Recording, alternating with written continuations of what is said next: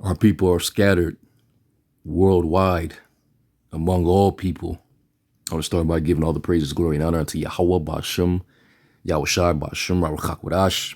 Double honors to the elder apostles of the great millstone who rule well. Peace, blessings, and salutations unto the hopeful elect tabernacle of David scattered throughout the four corners of the earth. Now, this woman that you see, this young woman that you see on the screen, you got certain Israelites that would reject her because of her Asiatic, Oriental features. You know, she lived among the Ammonites in Japan. She grew up basically all her life in Japan. Speak Japanese, you know, more than likely, you know, learned in the Japanese culture. So off top, you know, she would be rejected, you know, from different carnal Israelite camps that only judge by the outward appearance, but fail to understand that our people are scattered worldwide among all people. So you're going to have Israelites looking like all nations under the sun. That's why you got to be spiritually minded. All right. You got some of our people that are, you know, sensual, having not the spirit. So, you know, if she was to come up to a camp and inquire about the truth, you know, they would send her up the block because, you know, she doesn't look like the typical Negro. She doesn't look like a full-blooded Negro. You know, you got to look like a complete full-blooded Negro. Nothing but Negroid features to be considered an Israelite. If your mother is a heathen, then you're not an Israelite. All right. And I just using my imagination, I would imagine that King Rehoboam looks similar, you know, like this woman here. Not saying that he would look just like her, but as far as his complexion and features and everything. Because remember, King Rehoboam, his mother was an Ammonitess. Let me see if I can find that.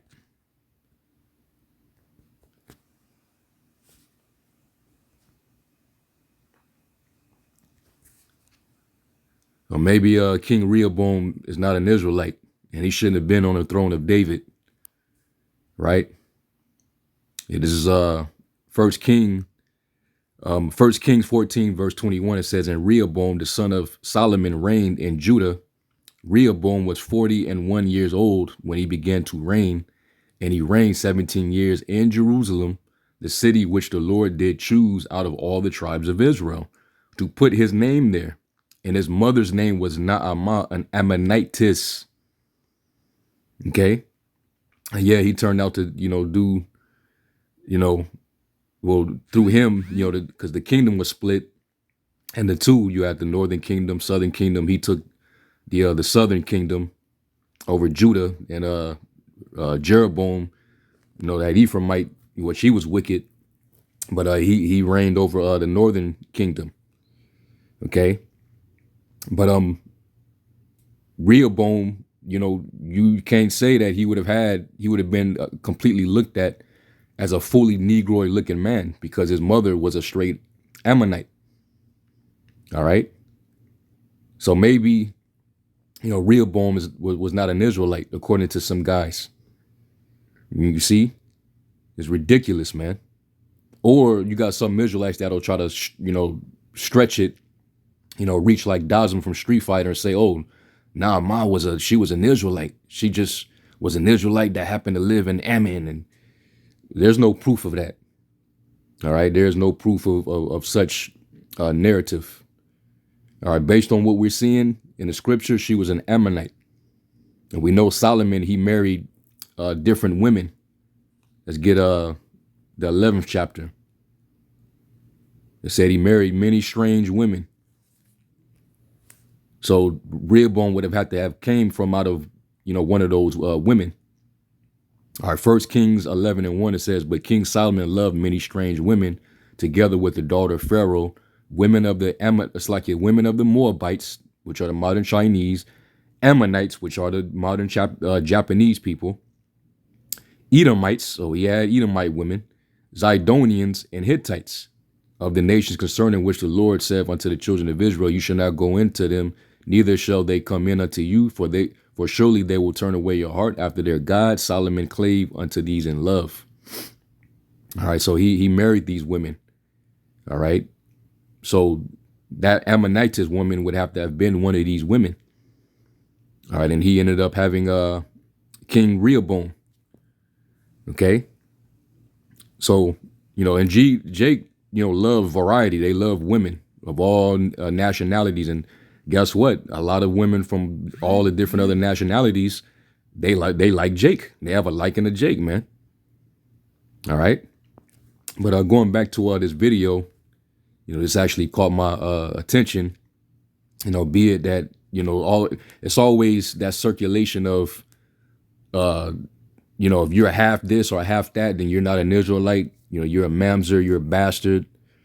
You're not just what your father is. Your mother matters as well. But that's not supported by the scriptures, man. Now, anyway, let me play just a little bit. I'm not gonna play all of it, but just to give you an insight into this young woman here. What she had to what she has to deal with growing up in another culture. All right, amongst these people, even though her father is a Jake straight from over here in Babylon. So let's listen real quick.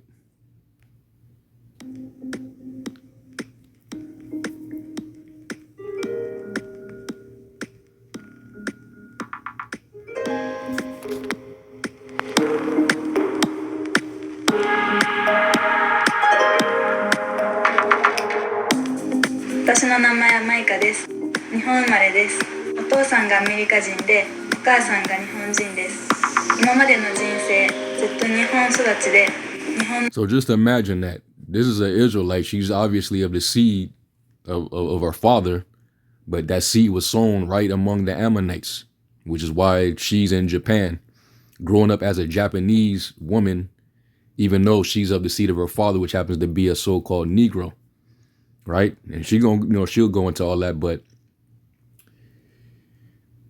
going back during the time of the Hellenist period, just imagine you had a lot of Jake living all over. And this was after the Babylonian captivity down to the Medo-Persian Empire, all the way up into the Hellenist period. And then even by the time of Rome, Jake was all over the place. So you can only imagine, how they were coming up in these different cultures, speaking a language of the land where they were driven and lived. And that's all they knew. So they were being considered like Gentiles. They was being looked at by the Israelites who lived in Judea as Gentiles.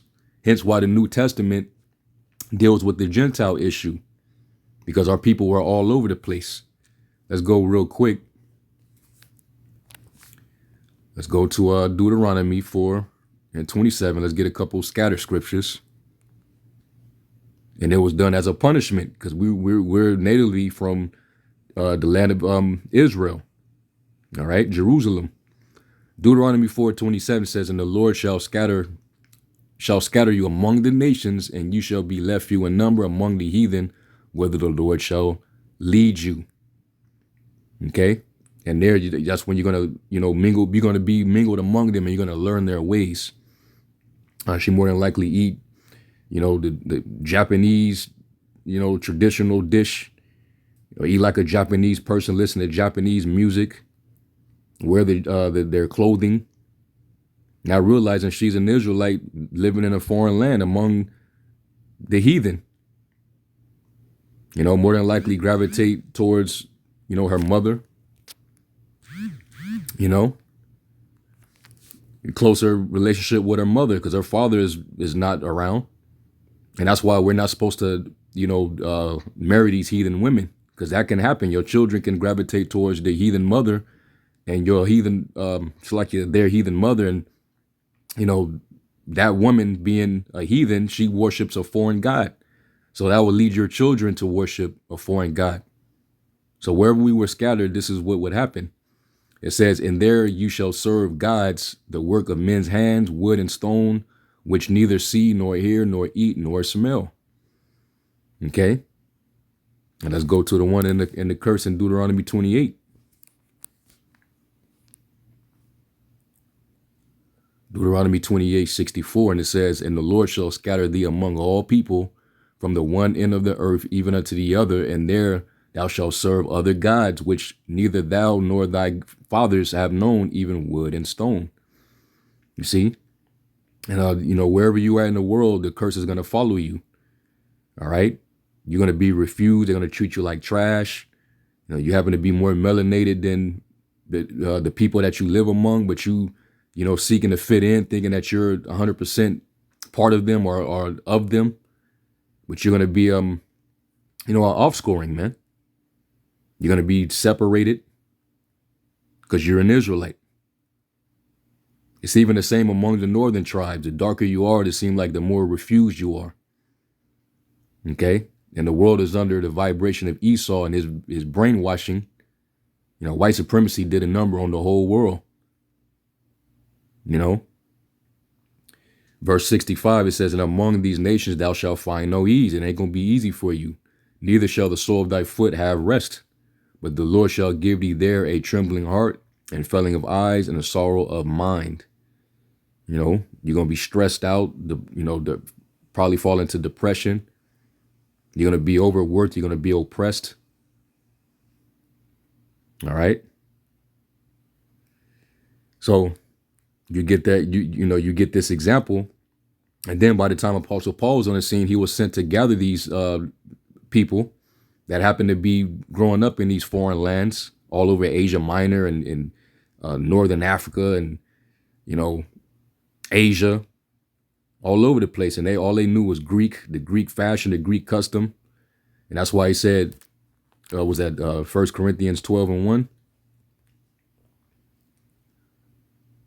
Yeah, 1 Corinthians 12:1, it says, "Now concerning spiritual gifts, brethren, I would not have you ignorant. You know that you were Gentiles carried away unto these dumb idols, even as you were led." All right. Serving wood and stone, serving the works of man's hands, and even keeping their customs, man. Eating unclean according to, their diet and not the dietary law of the Most High. So, she probably eat all type of shit out of the ocean. That's what a lot of those gooks, all right, Moab and Ammon, they like to eat that stuff, man, which is not any good for us. All right, but who knows? I don't know that about this woman, but, typically, that's their diet. Okay. But at least with Ammon, they're more, when it comes to the relationship with Jake, even though they're heathens and, they're enemy too, but they actually gravitate towards us and have a liking to us more than Moab. Moab really can't stand us, and we don't like their ass either. But the Japanese, you got a lot of their culture that's absorbed from Jake's culture here in Babylon. Especially the hip hop scene. They do the whole break dancing and graffiti and all that. They DJ. They get into the hip hop sound. They into that, and then their women are definitely into Jake. So I could see how this woman's father was able to land him a Ammonite woman, because they like Jake, man.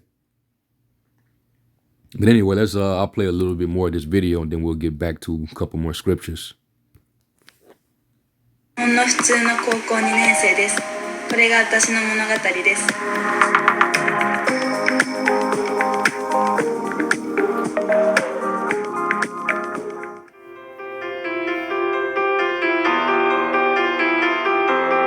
She still got the wavy curly hair. Still got that.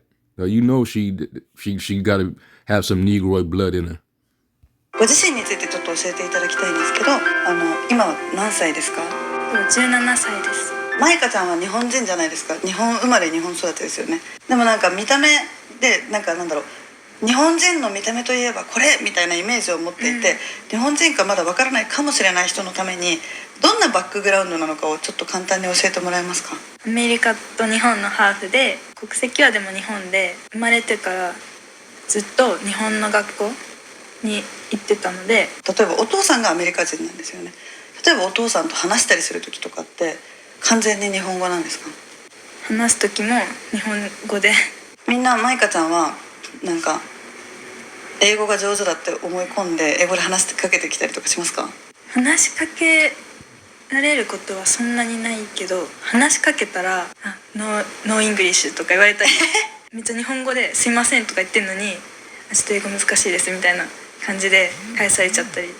だって今日本語で言いましたよねなんないんですか？すごいなります。ですよね。聞こえてんのかなって思って間違いないよく言ったって感じみんなはマイカちゃんがどこの出身だっていうふうに思うことが多いですか？アメリカかアフリカ。なんか普通に学校で「マイカってアメリカ出身なの?」って言われて「あ、全然ここら辺だよ」って地元だよ地元だよって。じゃあ学校は好きですか？ Yeah, that's I'll leave it there. So you see they expect from her to speak English, and you might be from Africa or from America.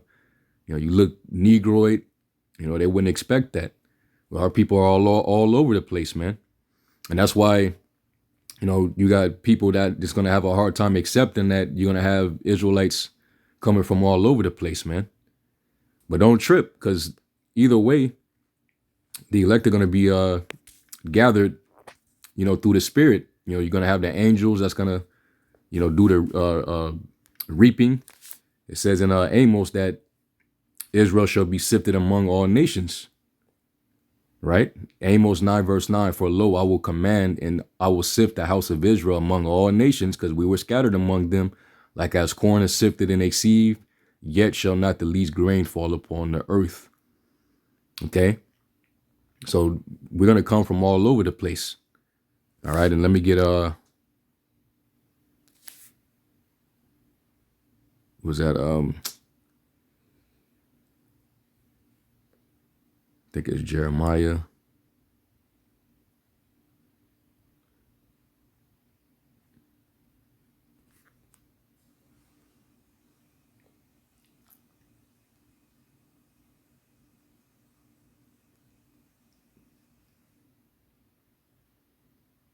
Yeah, this is Jeremiah 3 verse 17. It says, at that time they shall call Jerusalem the throne of the Lord, and all nations shall be gathered unto it, to the name of the Lord, to Jerusalem. Neither shall they walk any more after the imagination of their evil heart. In those days, the house of Judah shall walk in the house of Israel, walk with the house of Israel, and they shall come together out of the land of the north to the land that I have given for inheritance unto your fathers. No, this ain't it.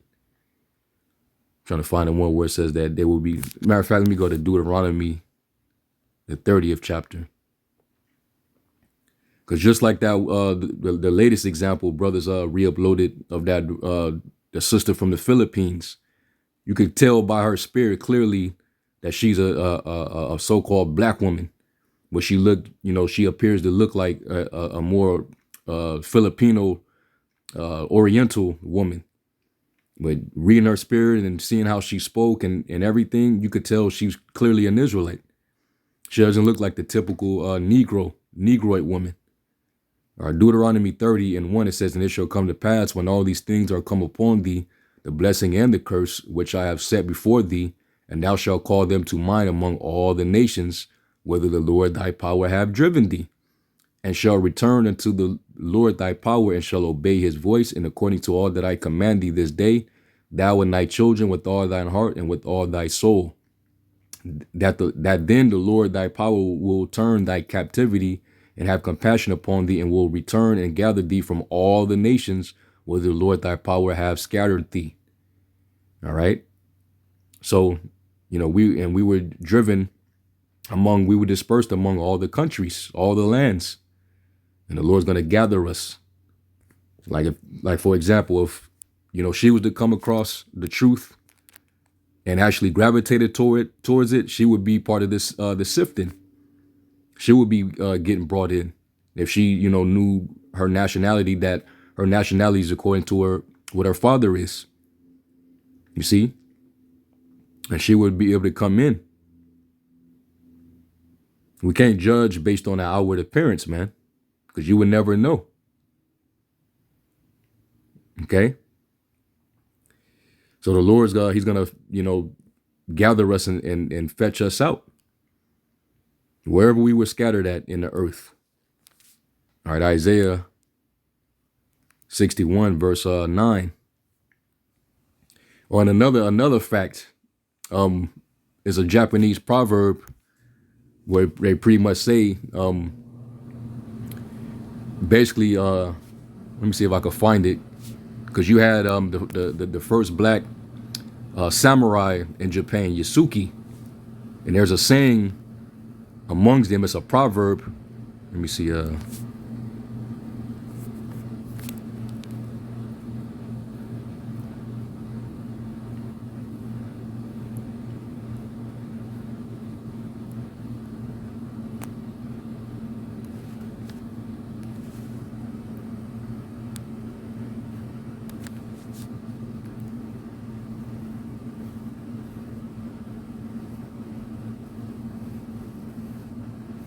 Yeah, here it is. It says right here. It says the amazing story of Yasuke, the forgotten African samurai, which he was actually a Jake. It says there is a Japanese proverb which says for a samurai to be brave, he must have a bit of black blood. You see, Yasuke first appears in history in 1579 as an attendant of the Jesuit missionary Alejandro Vallegnano, coming to Japan to visit the missions that had been set up there. Yasuke was around 24, 25 years old, towered over the Japanese at 6'2". His celebrity status soon piqued the curiosity of Oda Nobunaga, a medieval Japanese warlord. All right. Yeah. They damn near worship this dude, man. Especially in that culture. But anyway, I'm not going to read this whole thing, but, this is just another fact to consider. Okay? So this is Isaiah 61, verse 9. It says, and their seed shall be known among the Gentiles, and their offspring among the people. All that see them shall acknowledge them, that they are the seed which the Lord have blessed. And we're all over. And pretty soon, like when the Lord comes back, like it says in Revelation, it talks about that multitude.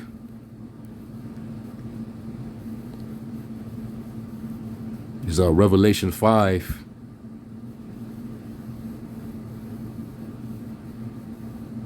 Yeah, Revelation 5, this is after the Lord, they gave glory to the Lord after he, loosed the seals.